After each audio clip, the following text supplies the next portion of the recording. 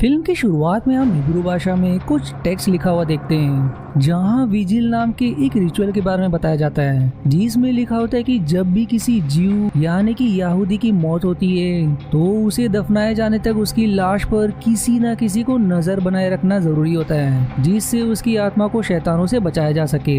इस काम को कोई भी परिवार का सदस्य, रिश्तेदार या दोस्त निभा सकते हैं। विजिल करने वाले व्यक्ति को शोमर कहा जाता है और इस काम को पेड शोमर्स भी करते हैं, जिन्हें ज्यूइश कम्युनिटी इस काम के पैसे देती है। इसके तुरंत बाद हमें कुछ धुंधले से सीन्स दिखाए जाते हैं, जहां किसी लड़की पर कोई व्यक्ति गन पॉइंट किया होता है और आखिरकार उसे गोली भी मार देता है। जिसके बाद मूवी याकूब की तरफ मुड़ जाती है, जो कुछ दवाएं ले रहा था। दवा खाकर वो मीटिंग में बैठता है, जिस मीटिंग को लेन नाम के शख्स अपने घर में ऑर्गेनाइज कर रहा था। दरअसल ये कुछ ज्यूज का ग्रुप होता है जो अब मॉडर्न लाइफस्टाइल में फिट होना चाहते थे, इसलिए वो खुद को ज्यूज ट्रेडिशन से दूर करना चाहते थे। लेन याकूब से उसके इंटरव्यू के बारे में पूछता है, तो याकूब बताता है कि उसका इंटरव्यू अच्छा नहीं गया, इसलिए उसे जॉब नहीं मिली। वो ये भी बताता है कि उसकी आर्थिक स्थिति ठीक नहीं है। अब मीटिंग के बाद सारा नाम की लड़की याकूब को अपना फोन नंबर देकर उसे अगले दिन कॉफी पर मिलने को बोलकर वहाँ से चली जाती है। तब तक घर के बाहर रेब श्यूलम नाम का आदमी भी आ जाता है, जिससे लेन कहता है कि तुम हमसे दूर रहो वरना मैं पुलिस बुला लूंगा। लेकिन रेब श्यूलम याकूब से मिलने आया था, इसलिए याकूब उससे बात करता है, जहाँ रेब श्यूलम उसे बताता है कि रूबिन लिटवर्क नाम के जीव की मृत्यु हो गई है, जिनके लिए उसे शोमर की तलाश है। इसलिए वो याकूब से एक रात के लिए शोमर बनने की विनती करता है, जिसके लिए वो उसे $200 देने को तैयार था। लेकिन याकूब मना कर देता है, जिसके बाद रेब श्यूलम उसे $400 ऑफर करता है। इसलिए पैसों के लालच में अंत में याकूब मान जाता है, क्योंकि उसे पैसों की सख्त जरूरत है। अब रूबिन लिटवर्क के घर जाते वक्त रास्ते में रेब श्यूलम याकूब से बताता है कि मिस लिटवर्क को अल्जीमर नाम की बीमारी है और मिस्टर लिटवर्क होलोकॉस्ट के सर्वाइवर है और वो कभी घर से बाहर नहीं निकलते। दरअसल होलोकॉस्ट जर्मन नाजीज के द्वारा किया गया नरसंहार था, जिसमें वर्ल्ड वॉर 2 के दौरान नाजी सेना ने 60 लाख जीव्स को मौत के घाट उतार दिया था। अब दोनों मिस लिटवर्क के पास पहुंचते हैं, जहां लिटवर्क याकूब की तरफ इशारा करते हुए रेब श्यूलम से कहती है कि ये शोमर इस काम को नहीं कर सकता। लेकिन रेब श्यूलम के समझाने पर वो याकूब को मिस्टर लिटवर्क की बॉडी के पास छोड़कर ऊपर अपने रूम में चली जाती है। अब याकूब टाइम पास करने के लिए ईयरफोन पर गाना सुनने लगता है, लेकिन तभी उसे कुछ आवाजें आने लगती है, इसलिए वो मोबाइल की लाइट जलाकर चेक करता है, पर उसे कुछ भी नहीं मिलता। जिसके बाद वो थोड़ा रेस्ट करने के लिए लेट जाता है और देखते ही देखते उसे नींद भी आ जाती है। पर नींद में वो सपना देखता है कि वो और उसका भाई कहीं जा रहे हैं, जहाँ रास्ते में कुछ लोग उनका रास्ता रोक लेते हैं और याकूब को धक्का देकर गिरा देते हैं। जिसकी तुरंत बाद उसकी नींद खुल जाती है और वो सारा से चैटिंग करने लगता है कि तभी उसके मोबाइल पर एक वीडियो प्रकट होता है, जिसे देखने पर उसे पता चलता है कि ये वीडियो कुछ देर पहले का ही है, जहां वो सो रहा होता है और मिस लिटवर्क उसके सिर पर हाथ रखती है। पर फिर से चेक करने पर वो वीडियो अपने आप ही उसके फोन से डिलीट हो जाती है और तभी उसे थोड़ी दूर पार किसी के काले और डरावने पैर नजर आते हैं। लेकिन लाइट जलाने पर वो पैर वहां से गायब हो जाते हैं। याकूब बेचारा अब इन सबसे परेशान हो जाता है और उसे लगता है कि वो हेलुसिनेट कर रहा है, इसलिए वो फैमिली डॉक्टर कोलबर्ग को फोन लगाता है, लेकिन उसकी कॉल वॉइसमेल में चली जाती है, जहां वो डॉक्टर कोलबर्ग के लिए मैसेज छोड़ता है कि उसे वो चीजें फिर से दिखाई दे रही है जो असल में है ही नहीं, और वो उनसे कॉल बैक करने की विनती करता है। जिसके बाद वो फिर से अपनी दवा खाकर पानी पीता है, लेकिन अब उसे पानी में कुछ काला सा नजर आता है और उसके मुंह से भी कुछ अजीब सी चीजें बाहर निकलने लगती है और इसी सब में उसके हाथ से ग्लास गिरकर टूट जाता है, जिसकी आवाज सुनकर मिस लिटवर्क वहाँ आ जाती है। वो अब याकूब से कहती है कि तुम्हें तुम्हारी बुरी यादें परेशान कर रही है और तुम्हें यहाँ नहीं आना चाहिए था।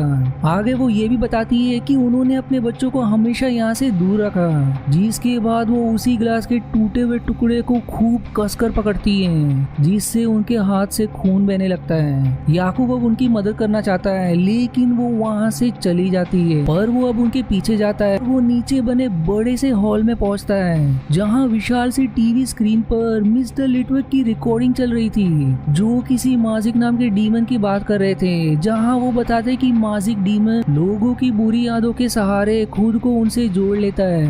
वो ये भी कहता है कि उस डीमन को खुद से दूर रखने का एक ही तरीका है, और वो ये कि जिस दिन वो डीमन आपको दिखाई दे उसी दिन आपको उस डीमन का चेहरा जलाना पड़ेगा, वरना वो मरते दम तक आपके साथ रहेगा और आपका जीवन नरक बना देगा, और आपके मरने के बाद किसी और इंसान को ढूंढेगा जिसे बुरी यादें परेशान कर रही हो, क्योंकि वो बुरी यादों पर ही फीड करता है। वो एक और चीज रिवील करता है कि उन्हें इसी डीमन ने पोजेस कर रखा है। पर तभी आकिब नोटिस करता है कि वीडियो में मिस्टर लिटविक के पीछे बैठी मिस लिटविक कुछ बड़बड़ा रही है। इसलिए वो पास जाकर उनके लिप्स रीड करता है, जहां उसे पता चलता है कि मिस लिटविक कह रही हैं कि इट्स बिहाइंड यू, यानी कि वो तुम्हारे पीछे ही है। जो समझते ही याकूब पीछे मुड़ता है, जहां दो डरावने हाथ लिए माजिक डीमन उसकी तरफ बढ़ रहा था, और याकूब डरते हुए वहां से भागकर ऊपर चला जाता है। पर फिर तभी डॉक्टर कॉलबर्ग का कॉल आता है और वो याकूब से पूछते हैं कि उसे क्या दिख रहा है, जिस पर वो बताता है कि शायद उसकी तबीयत खराब हो रही है इसलिए ऐसा हो रहा है। अब डॉक्टर कॉलबर्ग फिर से उसे पूछते हैं कि क्या उस डीमन का सिर पीछे घुमा हुआ था। ये सवाल सुनते ही याकूब एकदम दंग रह जाता है, और अब उसके फोन पर दूसरा कॉल आने लगता है जो कि डॉक्टर कॉलबर्ग का होता है, यानी अभी तक याकूब उसी डीमन से बात कर रहा था। जिसके बाद वो फोन कट करके मिस लिटविक को आवाज देता है और उन्हें अपने साथ घर से बाहर चलने को कहता है, जिस पर वो कहती कि वो डीमन तुम्हें यहाँ से नहीं जाने देगा, और अगर तुम यहाँ से गए तो रेंगते हुए वापस भी आओगे। पर याकूब नहीं सुनता और घर से बाहर चला जाता है। पर थोड़ी दूर जाने पर उसके हाथ पैर मुड़ने लगते हैं, जिसके कारण मजबूरन उसे वापस आना पड़ता है। मिस लिटविक के घर पहुंचते ही उसे फिर से माजिक डीमन दिखाई देता है, जिसे देखकर याकूब वहीं का वहीं बेहोश हो जाता है, और अब उसे अपनी यादें दिखाई देती हैं, जहां वो अपने भाई के साथ जा रहा था, जहां उन्हीं बदमाश लोगों ने उसे धक्का देकर गिरा दिया। लेकिन इस बार याकूब के छोटे भाई ने उन बदमाशों का विरोध किया, और इसी धक्का मुक्की में उसकी एक कार से दुर्घटना हो जाती है, जिसके कारण उसकी वहीं मौत हो जाती है। याकूब को इसी बात का दुख था कि अगर उसने उन बदमाशों का सामना किया होता तो अपने भाई को बचा लेता। इसके बाद याकूब को होश आता है और वो अपने भाई को याद करके रोने लगता है, जिसके बाद वो मन हल्का करने के लिए वो सारा को वीडियो कॉल करता है और बताता है कि वो आज शॉमर की जॉब कर रहा है। पर फिर सारा वीडियो कॉल पे उसे अजीब तरह से बात करने लगती है और याकूब को उसके छोटे भाई की मौत का जिम्मेदार बताती है, यानी कि वीडियो कॉल पे सारा नहीं बल्कि माजिक डीमन ही है, जो कि याकूब का मनोबल तोड़ने के लिए ऐसी बातें कर रहा था। इसके बाद याकूब को मिस्टर लिटविक की ताश की जगह उसका मरा हुआ छोटा भाई दिखता है, जिससे वो माफी मांगता है कि अगर मैंने कोशिश की होती तो तुम्हारा दुर्घटना नहीं होता।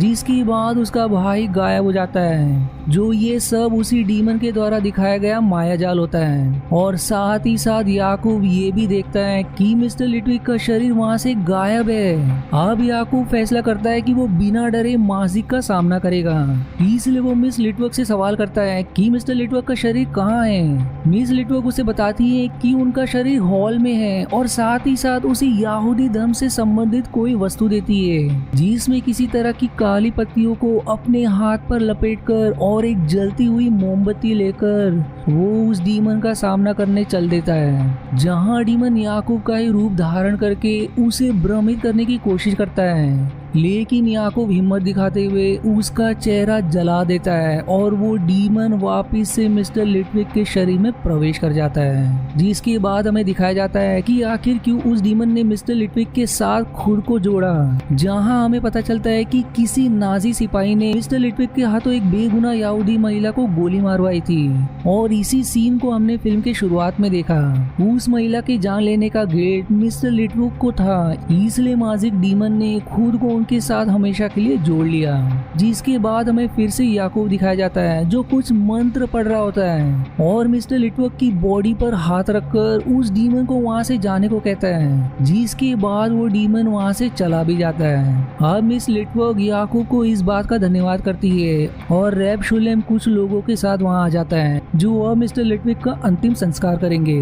वो याकूब से सवाल करते हैं कि मिस लिटवर्क कहाँ है, जिस पर वो कहता है कि वो बाहर मॉर्निंग वॉक पर गई है। दरअसल उस डीमन की वजह से मिस्टर और मिस लिटवर्क अपने घर से दूर नहीं जा सकते थे क्योंकि उनके बाहर जाने पर वो उनके हाथ पांव को मोड़ देता था और उन्हें मजबूरन घर पर वापस आना पड़ता था। पर अब जब डीमन जा चुका है इसलिए अब मिस लिटवर्क घर से बाहर जा सकती हैं और इसीलिए वो इतने सालों बाद घर से बाहर निकली हैं। जिसके बाद रैब शुलेम याकूब से कहता है कि वो चाहे तो अब भी उनकी कम्युनिटी के साथ जुड़ा रह सकता है, लेकिन याकूब उसके इस प्रस्ताव को ठुकराकर अपनी मॉडर्न लाइफस्टाइल में ही जीना पसंद करता है। जिसके बाद ये मूवी यहीं समाप्त हो जाती है। अब अगर मूवी की कहानी को समझे तो ये बिल्कुल भी स्ट्रेट फॉरवर्ड है, लेकिन फिर भी एक प्रश्न हमारे मन में रह जाता है कि आखिर रैब शुलेम भी तो मिस लिटवर्क के घर गया था, तो डीमन ने उसे घर से दूर क्यों जाने दिया जबकि उसने याकूब को घर से दूर नहीं जाने दिया था। तो इसका जवाब यही है कि वो डीमन लोगों की गिल्ड की वजह से उनसे जुड़ने की कोशिश करता था। मिस्टर लिटवर्क को उस बेगुनाह महिला को गोली मारने का गिल्ट था और याकूब को अपने छोटे भाई की मौत का, इसलिए वो डीमन मिस्टर लिटविक की मौत के बाद याकूब से जुड़ना चाहता था और इसीलिए उसने घर से दूर जाने पर याकूब के हाथ पैर को बुरी तरह से मोड़ना शुरू कर दिया, जिसके कारण उसे वापस मिस्टर लिटवर्क के घर लौटना पड़ा। वहीं दूसरी तरफ रैब शुलेम के मन में किसी प्रकार का कोई गिल्ट नहीं था, इसलिए डीमन ने उसे घर से दूर जाने पर कुछ नहीं किया। आई होप आपको ये एक्सप्लेनेशन पसंद आई और आज की वीडियो में इतना ही। आशा है आपको मेरी एक्सप्लेनेशन पसंद आई। यदि हाँ तो प्लीज वीडियो को लाइक करना और चैनल को सब्सक्राइब करके सपोर्ट करना ना भूलें। मिलते हैं अगले एक्सप्लेनेशन वीडियो में, तब तक के लिए धन्यवाद दोस्तों।